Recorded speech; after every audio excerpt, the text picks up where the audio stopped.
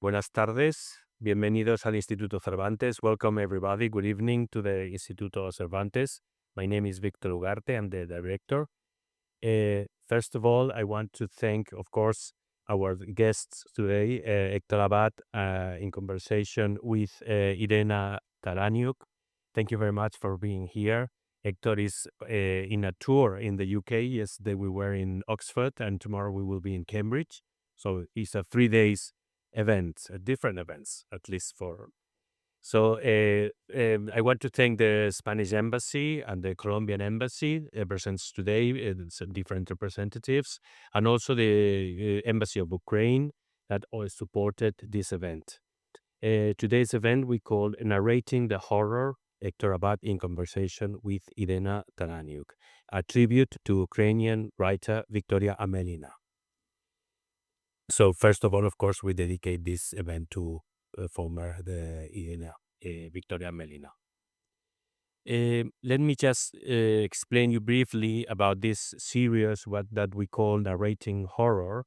Is a decentralized series of activities on literature, war, terrorism, and violence, featuring Spanish and Latin American authors, journalists, filmmakers, victims of associations, and institutional representatives in a conference or roundtable format like today's.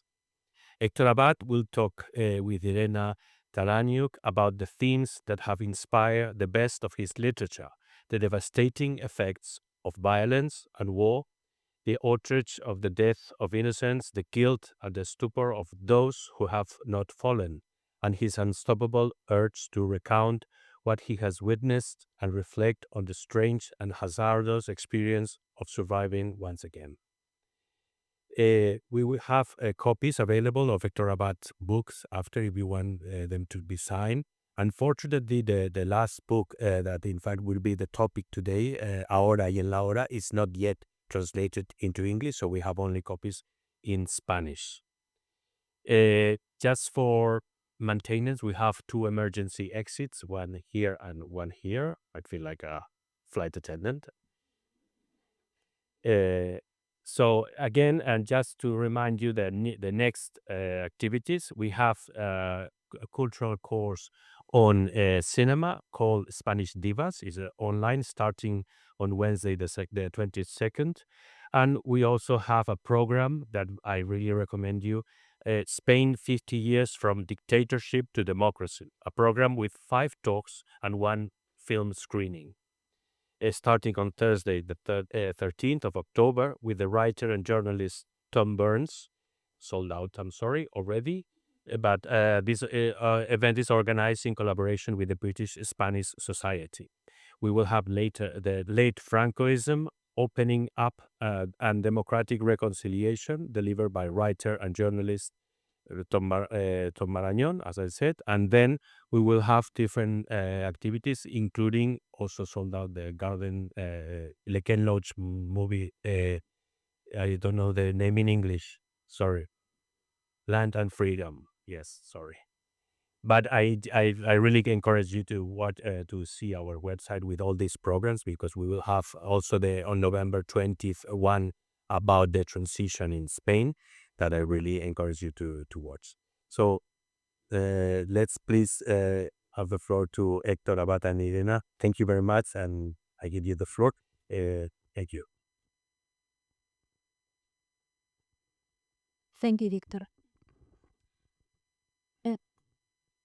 Señoras y señores, es un enorme placer presentarles a un gran escritor y una persona extraordinaria, Héctor Abad Facilinsa.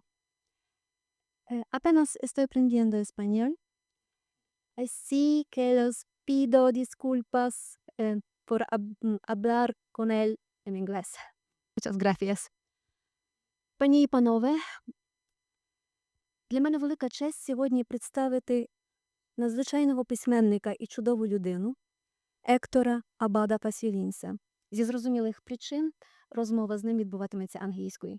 You understand that now, Héctor, because you've been to Ukraine, right? This book is so much more than just a tribute to Victoria. And as Victor said, Héctor, narrating the horror. It's reliving the horror of 2023.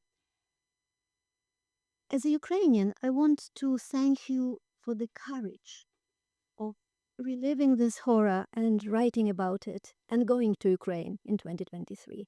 As a journalist, I want to find out what prompted you to write about it, to put on the pages the experiences of that fateful trip. Thank you. Thank you, Irena. Thank you, Victor, for this invitation to the Cervantes Institute. And, well, I didn't go to Ukraine as a journalist. I went to Ukraine as a writer to the Arsenal Book Fair because two very young ladies, of Ukrainian ladies, Marina and Annabelle, Marina Marchuk and Annabelle Sotelo, wrote me a letter in some years before, in the year, I think, 1919, asking me permission for translating into Ukrainian the book El Olvido que seremos, that in English is Oblivion, a memoir. And the letter was so nice. Ukraine was so far away from Colombia.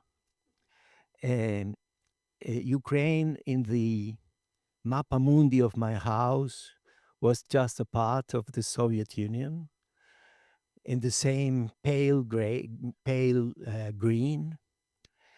And we called the Soviet Union Russia. So I really didn't know well what was Ukraine. As my friends of Italy confuse Bolivia and Colombia, Uruguay and Paraguay, I confused Ukraine and Moldavia and all that part of the world that for me is now very close to my thinking, to my heart, to everything, but it was far. I really didn't know if it was an Ukrainian language. I was terribly ignorant from Colombia, but I was also very moved by these letters because I knew about the first invasion of the Crimean Peninsula in the year it's 14 at the end of the 2013. Héctor, but fate intervened, right? Because there was pandemic and you couldn't come. Yes. It's 2021 when the book appeared. Yes, it was pandemic and I couldn't go. And then it came the invasion and I couldn't go again. But in the year 23, they organized again this book fair in Kyiv. And I was afraid. And my wife, who is here, told me, oh, don't go there, please don't go there. But I went there because they were leaving. Marina and Annabelle were leaving there. They were not afraid. And I thought, okay, they are there and they are inviting me to present the book. I will go. And I went, not as a journalist. And I was part of a movement that was promoted by a very important Colombian man, Sergio Jaramillo, who worked for the peace in Colombia for many years. And he founded and he invented the movement Aguanta Ucrania of Latin Americans with the Ukrainian cause. And I was with them. It was not easy to convince many colleagues of myself, many writers or artists or actors or musicians to participate with Aguanta Ucrania. I don't know why they thought in some ways that Russia is a kind of a, I don't know, of a left government of the poor. It's so ridiculous because Putin is obviously far right. But okay, I went to the book fair and I didn't want to write anything. No, not even a short story. Nothing. But and then Héctor, can I just say that in Ukrainian, El Olvido que seremos translates as «Незабуття, яке настане». And it's much more beautiful than even English translation, Oblivion. and you were signing your books and you were a celebrity at Arsenal Book Fair, right? Well, no, I don't think a celebrity, but I was so happy of being there with young people who making a group in Ukraine is very dangerous because the Russian army they love to send missiles or bombs or drones where many people are together. So they were brave doing that. And as the name Arsenal could be, they will say, "Oh, it was an arsenal. It was an old arsenal, but not at all an army location or anything." And there I met very important intellectuals from Ukraine in that book fair when we presented the movement Aguanta Ucrania of Latin Americans with Ukraine. And we were with Alexandra Matvichuk, with Victoria Melina, who is the main character in my book, and with Catalina Gomez, who is a war journalist of Colombia who was living there in Ukraine since a year. And she was working also for many years. She worked in the Middle East, and now she's between Iran and Ukraine. And I met there Victoria. And then, okay. The horror started when you went to the east, to Donbass, and because we are narrating the horror, I wouldn't want to concentrate too much today on the events of Kramatorsk, but tell us what you saw on the way to Donbass, on the way to Kramatorsk. Because Victoria Amelina was not just a writer, she also documented the Russian crimes in Ukraine. Yes, after these two events in the book fair, after I signed books and we presented the campaign, we went to a Georgian restaurant with Victoria. And during that night, Sergio and Catalina told, why don't we go a little bit more to the east, a little bit more to the Donbass and Donetsk regions? And they invited Victoria. Victoria told them, I really can't because I have to do something here. I will try anyway to change my schedule. I told them I don't want to go there. My wife doesn't agree. I am here. I don't want to go nearer the war, and I have to be back in Spain. But I tried not to go there because I felt I was afraid. I was afraid of doing that. But they convinced me. I don't have a hard character. I'm an easy yes man. And at the end, I said, okay, let's go there. And the other day, Victoria told us, okay, I will come with you. I will go with you because I will be for a year in Paris in the security of France. And in a year, probably many of my friends who are in the front line, soldiers, journalists, people dedicated to human rights, she was, she stopped writing novels after the Russian invasion, and she told, I cannot write novels now. Reality is so powerful. I can only write sometimes short poems that are like a bomb without commas, without stops, without grammar.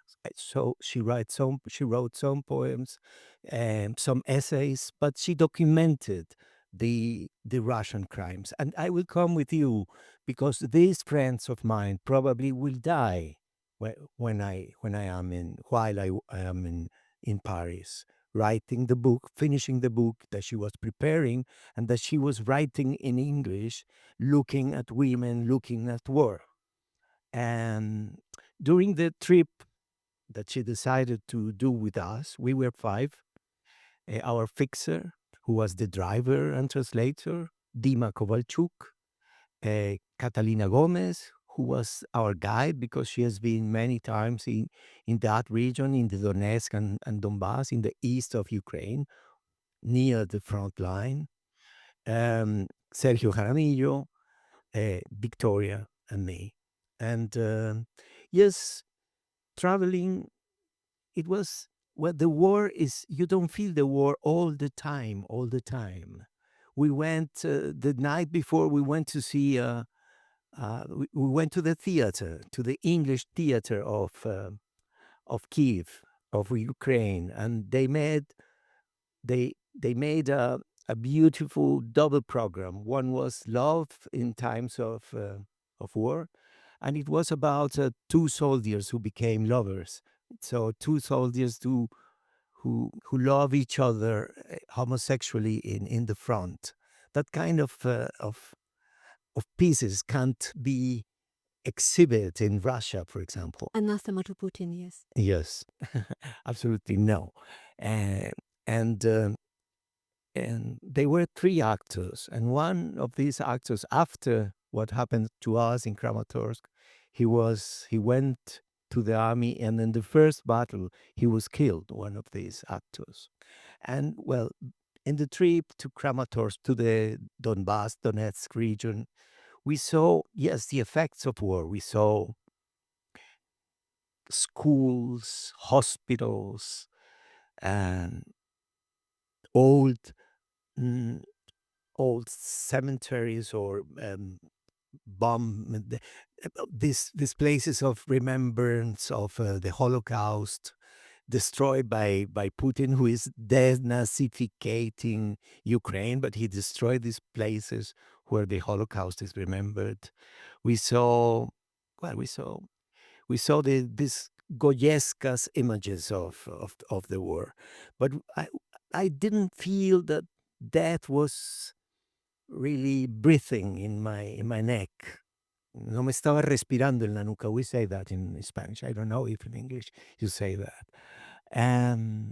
No, Victoria was.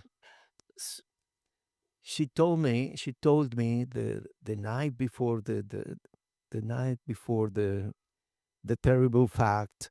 She told me, "Oh, I haven't.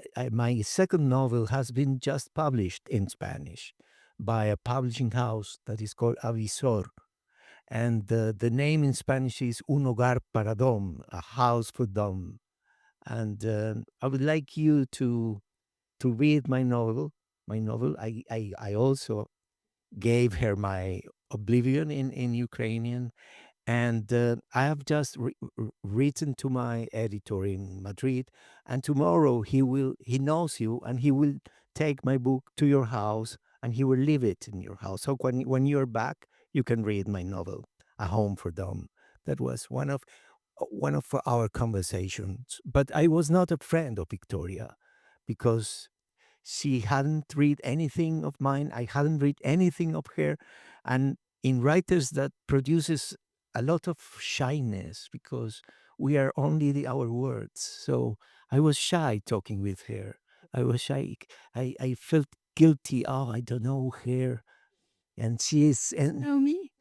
and she's, yeah, she had a very, very good reputation in Ukraine and outside. That But if I may quote your wife Alexandra, she noticed that Victoria resembled a swan. Yes, and you noticed that Victoria is as pallid as your daughter Daniela, and she was the same age as your daughter Dani, right? So I think Victoria has become more of a friend posthumously, because you got to read her, you got to understand her, and you got to call her Vika. Can you tell us, when you get so personal with somebody, when you get when somebody becomes so relatable to you as a writer, is it an obstacle, or does it help to bring them to life on the pages of your book? it was so strange, because yes, I knew she was born the same year of Chernobyl, 1986.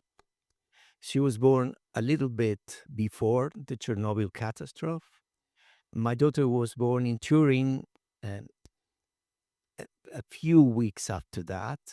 And I remember that in Italy, in Italy, they told us, okay, all the milk of and UTH milk is for the new children and for the mothers, because all the milk in Europe is contaminated with the Chernobyl catastrophe. So I remember perfectly that year. And when I discovered that Victoria was the same year of my daughter, I was thinking, and she also said, maybe one day I will cut my hair. She had a very long hair, and we'll go to the army. And I read in her book, in her posthumous book, looking at women, looking at war, that when she arrived to Ukraine after the invasion, the first thing she did was to buy an arm. I don't know how do you say that? Una pistola, a gun. Okay, and she was saying that maybe one day she will do that, and she was documenting terrible crimes. She took us to a place where um, a poet and children book writer, um, Volodymyr Vakulenko, where he was living with his son, his autistic son, and he wrote children books for him. And when the invasion came and they took that town, Kapitolivka, near Izium, near Izium. Your geographic toponyms are very good in Ukrainian, Héctor. Well, the geography of Ukraine explains many things about Ukraine. Ukraine is plain. There are no big mountains almost in the most part of the country. So Ukraine has been invaded from the north, from the east, from the west, from everywhere. It's what I learned learning reading about Ukraine.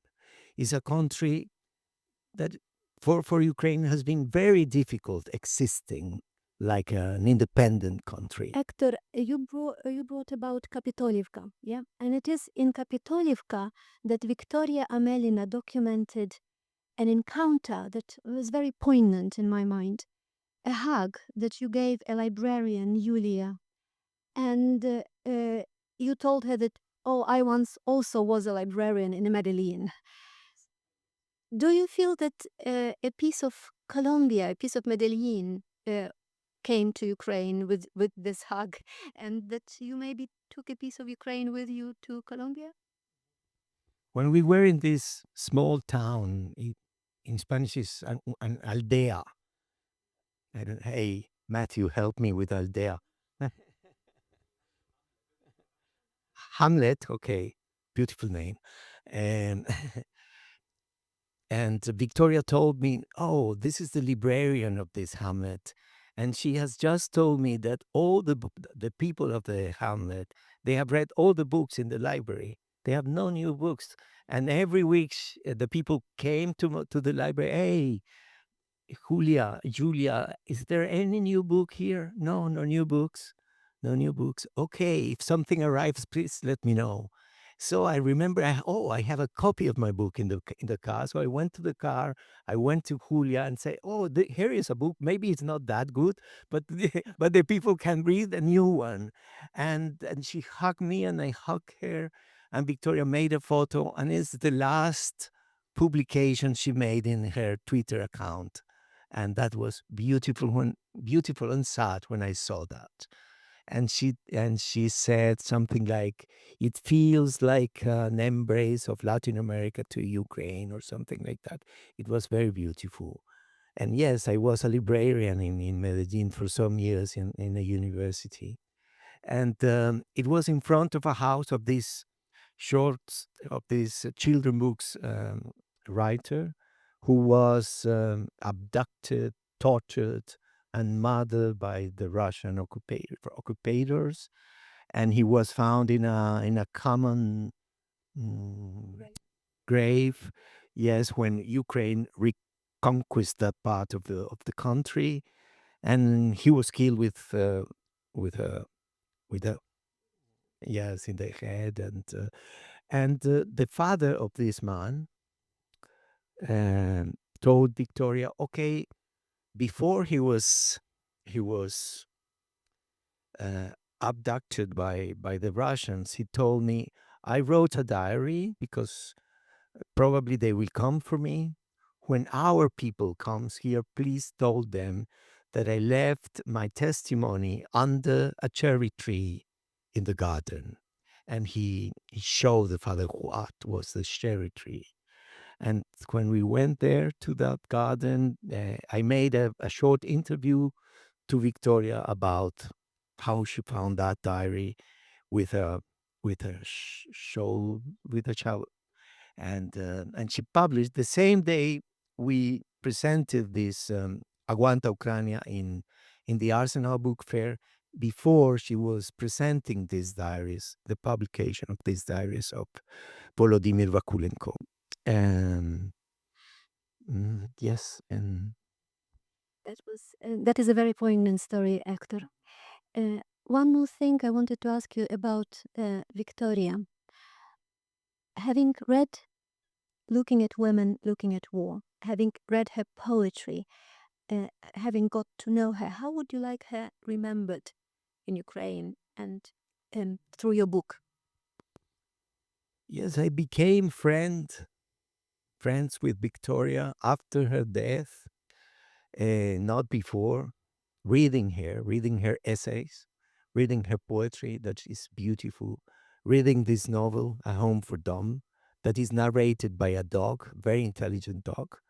He can smell everything. He can look at you and smell, why are you smiling? And can tell, and Victoria in the book tells the thinking of the dog, and the dog says, oh, she's smiling because she liked the dog or something like that. And it's a beautifully written story. And looking at women, looking at war, she dedicates very precisely, almost in a scientific way, documenting why this and that crime is a war crime, And she was especially interviewing women because the men are in the front, are far away, or are dead, or they don't want to talk about the war. So the women are talking there.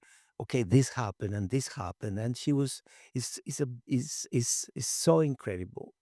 She and what I felt after the missile in Kramatorsk, what I felt is, okay, she cannot document her own war crime because they launched this missile to a pizzeria, to a civil to a civil target. Yes. And so, but in a way, this book was very difficult to write because I wanted to forget. And the first temptation when you have a terrible pain, when you feel guilty, and I felt very guilty, the first temptation is silence and not doing anything and trying to forget. And I am an expert in forgetting in some ways. El olvido, yes, el olvido es lo mío. And and I was depressed, and I went to the psychiatrist, and they gave me pills for depression and for post-traumatic, uh, yes, ¿cómo se llama? Bueno, trauma, eh? That. I don't want to know even the name. And it was difficult writing with a pill for depression because it's, oh, okay, I'm happy, but you are not happy. And for writing, you have to be sad for writing about that, to represent in your mind, to remember in your mind the horrors of the war, the horror of that day, of that night. You need to repeat that in your mind. Otherwise, you cannot write. And so I was not writing for healing. When I was writing, I felt so bad, and I couldn't even write. I thought, okay, I'm forgetting Spanish. I'm forgetting Spanish grammar. I'm repeating words. I'm writing so badly, But one day I became also a little bit mystic. I am an atheistic. I am not a believer, but I felt a little bit mystic, and I remembered a, ma- a Swedish writer and scientist and mystic who lived in London and who was considered totally mad because when he was living in London, he said that he was talking with angels and demons all the time, Emanuel Swedenborg, and he said something very interesting because I began to believe in that. He said, when you die, you don't notice that you are dead. You think you are still going with your life, and you see your wife and your children and your friends and your house, and you think you are still alive. And after that, I I I I put here a poem of a very big Ukrainian poet about what I felt after this bomb felt upon us. He's Vasil Stus, and I found a translation in Spanish. ¿Quién es? When I was in the restaurant, I went away, I felt this. ¿Quién es? ¿Un hombre vivo o muerto? ¿O es posible que esté vivo y muerto a la vez? Solo conmigo mismo. Luego digo yo, en esa soledad del que se percibe medio vivo y medio muerto, en todo caso, me obligué a levantarme y a seguir caminando paso a paso. Mira, has vuelto a nacer en un cuerpo nuevo, en un nuevo espíritu. And I called to my family. I called my daughter. She didn't answer. I called my son. She didn't answer. He didn't answer. Yes, children didn't answer. Don't answer it. They never answer. So I called my wife, and she answered, "Oh, I'm here in a book fair. Everything is going so fine. We are selling a lot of books because we have a small publishing house." And I said, "Hey, Alexandra, stop. Something has happened. There will arrive not news about a terrible thing in Kramatorsk. I am alive." I wanted to say that, and I wanted to that she told me, "Yes, you are alive," because I was like Stus. Who am I, an alive man or a dead man? How is Victoria? Is she dead? Because Sergio and Catalina told me, no, she has beats, she has pulse, she's alive, but she didn't answer to her name, and she was there, pale, without blood in any part of her body. She was clean, and she was fine. No, not fine, but she didn't look dead at all. She was pale, yes. So I called and I told her, please tell my children that I am alive. And then I didn't know if I was really alive. And when I was writing the book, there is in the Jew tradition, they believe that when a person dies and don't have complete the things that they want to do in their life, they become a dibuk. It's kind of a phantasma. It's kind of a ghost that enter the body of another person and begin to dictate things to you. And I was, okay, Victoria is entering me. I was reading Victoria all the time, and I felt Victoria is inside me. Victoria is near my heart, is near my mind, and she's dictating me in some ways what I am writing, what I have to write, because I couldn't really write. So um, I didn't believe that. I don't believe that, but in some ways, I believe that sometimes. And it's difficult to explain for me in English, but I suppose you are understanding. And the book is the result, Hector. Now you can have some water, and I will take an issue with you. This book is written with huge honesty and frankness, and it's very poetic. I loved your quotes from others, the honesty with which you describe your writer's block, your trauma when you couldn't write and you thought that words abandoned you. And the fact that you say Victoria's Pope maybe dictated this book. You refer to yourself in a couple of instances as a coward. I disagree strongly because it takes a lot of guts, a lot of courage to not only live through that pain and horror, but to revisit it and put it on the pages.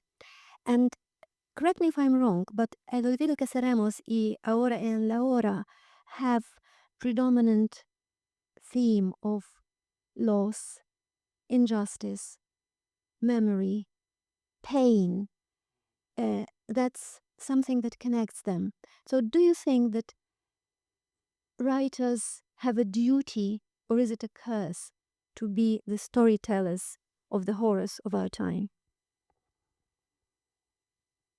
It's very strange because I am not a brave man at all. I always say a verse of Quevedo that is un cobarde con nombre de valiente. The name Hector is of not a coward, and my father was not a coward, and his name was also Hector. And so I am un cobarde, a coward with the name of a brave man. I am not an activist. I didn't go to Ukraine to document anything, to document this crime where 13 people died, 62 were wounded. Two of them were, and I was very impressed, twins of 14 years old that were with his father and with her father, their father, sorry. and and he survived. And for me, that was terrible because I can't imagine anything worse than surviving your own children in that circumstances. And I went and I met Victoria's father in Toronto, where he lives. And I asked him, forgive me. Maybe I'm not guilty. The real culpable that is Putin and his army. But I was in a seat and I don't hear with this ear and I changed seats with your daughter. So I feel very guilty because the place of the dead person was my place, my seat in that table. And we exchanged seats because of my ear. And I am not telling you that I am unhappy of being alive. I am happy of being alive. I am happy uh, I survived, but I want you to know what happened. And I'm so sorry because she was the age of my daughter and she had a son of 11 years old. He is now, I don't know, 14 years old. And he was so, I don't know, he understood everything. And also the mother-in-law that was very close to her. But when that happened, Sergio and Catalina and Dima stayed with Victoria. And I ran away. I don't know if alive or dead. I ran away because I knew that Russians love to send two bombs, two missiles in the same place to kill the people who are helping the others, to kill twice the people who are wounded. So, and in fact, when I was going away of the place, a second missile came to Kramatorsk, and I think it was for the same place, but it erró el blanco. It was some hundreds of meters away. So I felt coward because I was the only one who didn't stay there helping Victoria. Then we went to the hospital, yes, but I did what animals do, to run away from danger. I don't know. I am sure you had a number of times that it's not your fault, that it's destiny, and you stayed to tell Victoria's tale to the whole Spanish-speaking world. Ahora en la hora.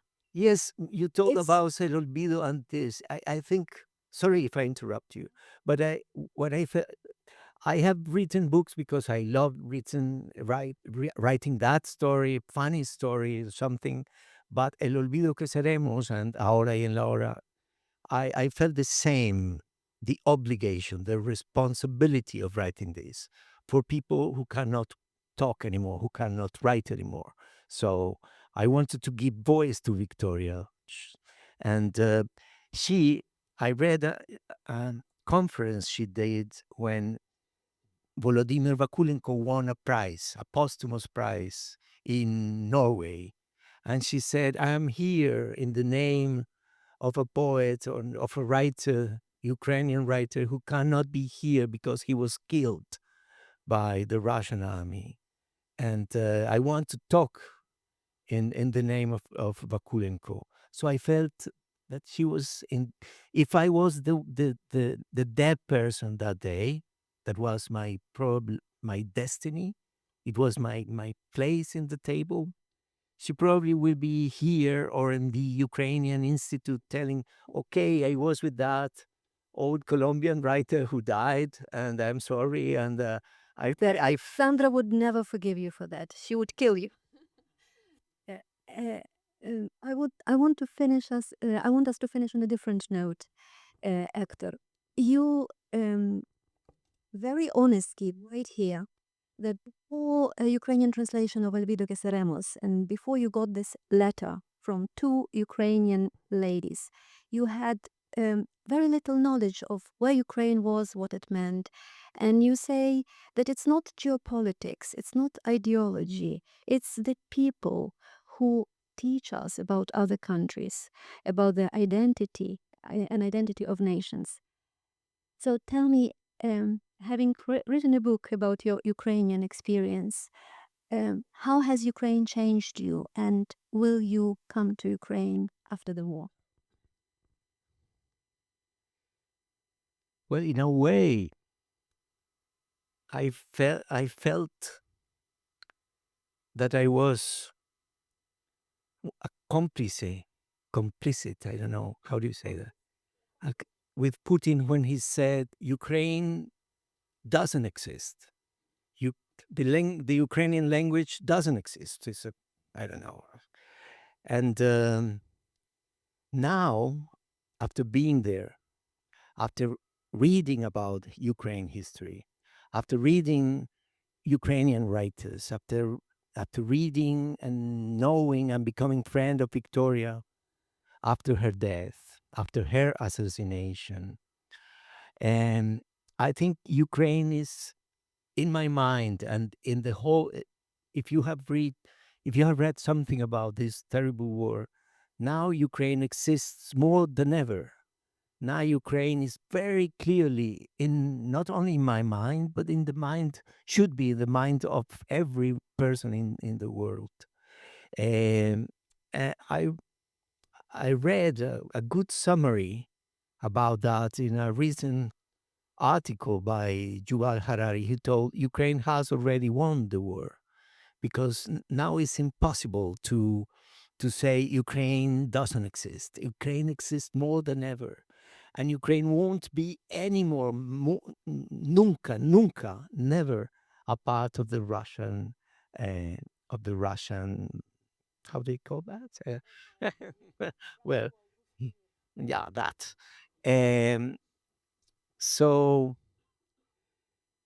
so if Putin said that in the beginning, at the beginning of the war, Ukraine doesn't exist, and for me, and I think for everybody who has a clear mind in the world, in this earth, Ukraine is a clear nation of brave and incredible people. Um, and the more I read and the more I know about the sad history of Ukraine, about Holodomor, that was Stalin, millions and millions of Ukrainians dead of starvation, during the 30s of last century. And when you read about the mass assassination of Ukrainian Jews during the invasion of the Nazi troops, and when you read about the assassination of all the intellectual elite of Ukraine many times, also by the Russians during the Tsarist regime, during the Soviet Union, and many times. Now it's so clear for me that Ukraine exists. Ukraine, even if not exactly in military terms, is winning the war. Is winning the war in the minds of the people, because you are so brave. You are really stopping the worst part of this world. Están deteniendo lo peor del alma humana en la frontera entre la autarquía, en la frontera entre la gente que te unta veneno en la cara, que mata a los periodistas, que no permite que haya una prensa libre, que amenaza con guerras nucleares, que sabe que es más fuerte militarmente y económicamente, pero que ha hecho morir, que ha hecho morir Entiendo todo. ok, que ha hecho morir a más, a cientos de miles de jóvenes rusos, pero que en Rusia no se puede denunciar que cientos de miles de jóvenes rusos los han mandado a una carnicería atroz, y a cientos de miles también de jóvenes ucranianos y a 15,000 civiles ucranianos, y que esta guerra no se nos puede olvidar, y que por el hecho de que Trump haya humillado a Zelensky en la Casa Blanca y haya invitado a Putin a Alaska, aunque ahora está cambiando de discurso y dice que tal vez va a mandar Tomahawks a Ucrania. Uno nunca sabe con ese señor qué es lo que piensa. Piensa un día A, otro día B. I can say that, maybe you can't. O no debes. Bueno, perdón, es que me cansé. Es tan difícil decir ciertas cosas en inglés, pero no sé, un país de 42 millones de personas, en el cual ahora viven menos de 25 millones de personas, porque 7 millones se han tenido que ir. Hay además otros 7 millones de personas desplazados internos. Han sacrificado a cientos de miles de soldados. Es muy difícil conseguir soldados. Ahora Dima Kovalchuk, nuestro fixer, está también en el ejército ucraniano peleando. No sé, lo que Victoria hizo para documentar esos crímenes de guerra, em, tenemos que seguirlo recordando nosotros, leyendo, por ejemplo, su libro. Y yo, en lo pequeño que puedo hacer, en lo único que puedo hacer, como testigo involuntario de un crimen espantoso, lo único que pude hacer fue con mi falta de carácter, con mi falta de valor. Fui allí, no fui como un héroe, no me siento un héroe para nada, soy lo contrario. Estuve ahí, y como lo único que yo sé hacer es escribir, pues escribí este libro para que Victoria tenga voz, Victoria, que ya no puede documentar su propio crimen quede documentado. Y ese es el único propósito en últimas de este pequeño libro. No es muy largo, no es una novela, es una crónica de una persona que estaba muy mal mentalmente, de una persona desesperada, anonadada, un poco aniquilada, y a la que le pasó también algo un poco místico cuando yo tenía que entregar este libro. Lo tenía que entregar el 31 de diciembre del año 24. Los acontecimientos de Kramatorsk ocurrieron en junio 27 del año 23. Yo, durante todo este tiempo, pues lidié con el libro. Y, y cuando yo estaba terminándolo, pero a finales de diciembre, cuando yo estaba terminándolo, mi hija me dijo, yo no tenía nietos, yo siempre quise tener nietos, estoy embarazada, y estoy embarazada de gemelas, gemelos, mellizos, no sé. y yo tenía que entregar el libro el 31 de diciembre del año pasado, y mis nietos nacieron el 29 de diciembre, prematuros. Y yo sentí místicamente que esas gemelas habían, de algún modo, reencarnado en mis nietos. Y como yo estaba viviendo en el horror del pasado, de repente tengo ahora, esto no lo cuento en el libro, pero eso los cuento a ustedes, como una idea de futuro. Ahora los niños están bien, están sanos, se curaron, no tienen problemas. Y de alguna manera yo siento que en la lejana Colombia, estos niños, yo no se los voy a decir a ellos, pero yo lo voy a pensar y ustedes lo saben, de algún modo representan que la vida, la hermosa vida, sigue adelante y el futuro existe, no solo en Colombia, sino también en Ucrania. Y un día, one day, I will go back to Ukraine, to your city, Leopolis, that is so important in literature. Leopolis, where Lemkin went when we studied the man who describes the lawyer who create the concept of genocidio, Leópolis, donde también fue mi amadísimo Joseph Roth y habla de Leópolis. Bueno, one day I will come, I will go to your city again when you win the war. Amen to that.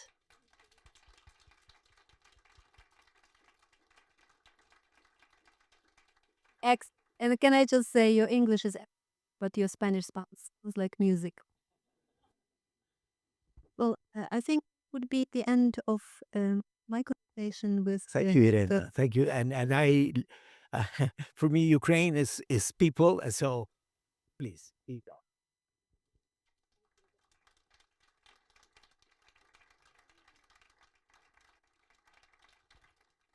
As I was telling, reading this book, which that I'm only learning, I felt the beauty, the poetic verse, narration, play with words, and felt like I know you. And through you, I know Victoria. So reads this book in Spanish.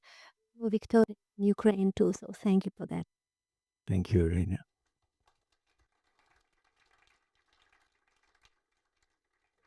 And if you have any questions for Hector, please.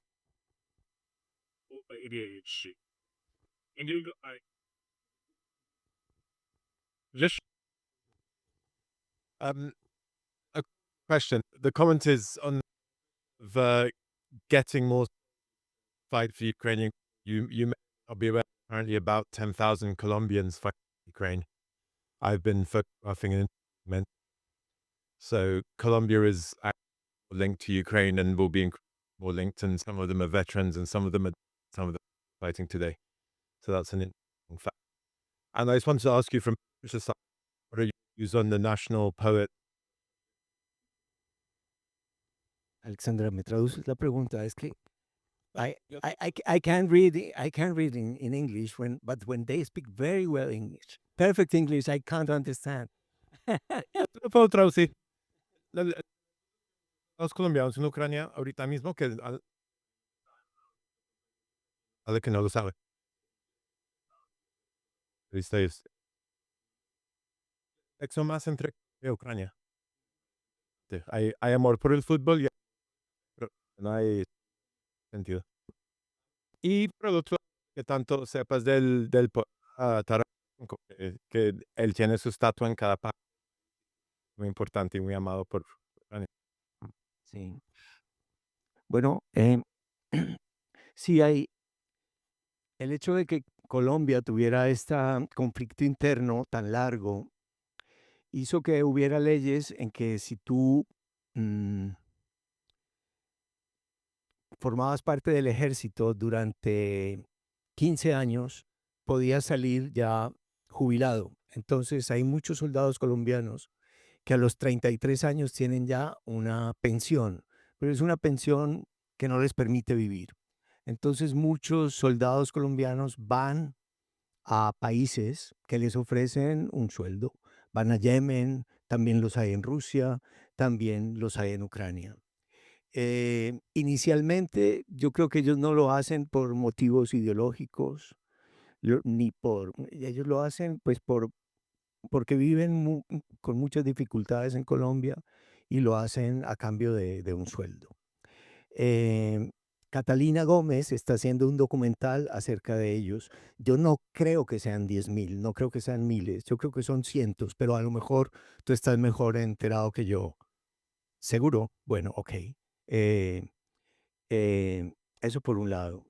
Sobre el café, cuando yo estaba escribiendo este libro también me obsesioné con mandarles café a mis colegas escritores ucranianos del Pen Club y pedí en Colombia café a la Federación de Cafeteros, a los productores cafeteros, y son tan amarrados los cafeteros colombianos que no me dieron ni una bolsa.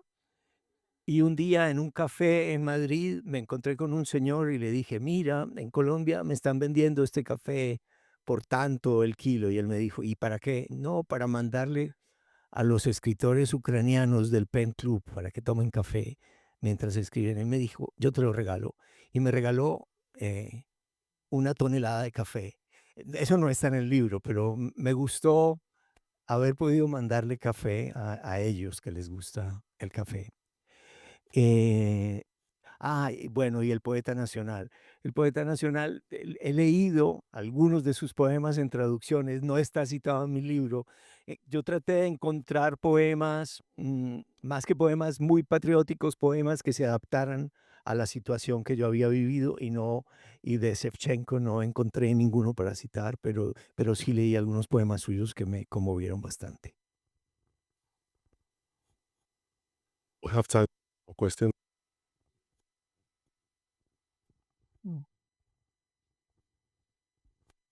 Muchas gracias. ¿En español o en inglés? Whatever. If it's bad English, It's a very bad English. So, in you prefer Iranese, yeah? Eh, no, creo que estoy muy de acuerdo con Irena en lo que mencionó sobre el valor y lo dice en el libro final. Y también me sorprendió un poco, entiendo de dónde viene porque leí el libro y la gente con la que conviviste y la que compartiste, pues son personas valientes. El pueblo ucraniano también. Em, pero también creo que eres una de las voces más importantes de nuestra era que habla contra la violencia y la guerra, y pues lo has demostrado varias veces con este libro, con El Olvido que seremos. Entonces creo que haces una labor muy, muy importante. Y de hecho hay una frase en la página, si no estoy mal, en la página 85 del libro que me conmovió y me hizo pensar mucho, que comparas la guerra con un agujero negro. Em, Espera. Mira, la voy a leer, voy a citarla. La guerra es una especie de agujero negro que engulle vidas como si fueran átomos. Y que tuve en ese momento, cerré el libro y tuve que releerla varias veces y dije, wow, qué frase tan poderosa. Entonces, quería preguntarte un poco más sobre tu experiencia en Ucrania, también viniendo de Colombia, un país pues que ha sufrido lo que ha sufrido por tantos años, el conflicto, que muchas personas que no son colombianas dirían, pero si Héctor viene, pues viene de un país con un conflicto armado muy largo, ¿no? Pero me gustaría saber cómo tus comentarios o tus pensamientos acerca de la guerra y esa frase que me parece poderosísima. bueno, precisamente los soldados colombianos que Catalina Gómez ha entrevistado, que estuvieron en el conflicto colombiano, en las batallas contra, contra guerrilleros, contra narcos, en el conflicto colombiano, dicen que la guerra en Colombia, al lado de lo que pasa en Ucrania, es casi un juego de niños. Es decir, una cosa es una guerra peleada con fusiles, con pistolas, con ametralladoras, y otra cosa es una guerra en la que hay tanques, aviones, drones, misiles, bombas, barcos, submarinos. Es de otras dimensiones. Digamos, el conflicto colombiano en 40 años en 40 años hubo unos 500.000 muertos, y en menos de 4 años ha habido probablemente, no se sabe bien porque ningún país quiere revelar su número de bajas, pero seguramente unos 700.000, unos 400.000 soldados rusos muertos y unos 300.000.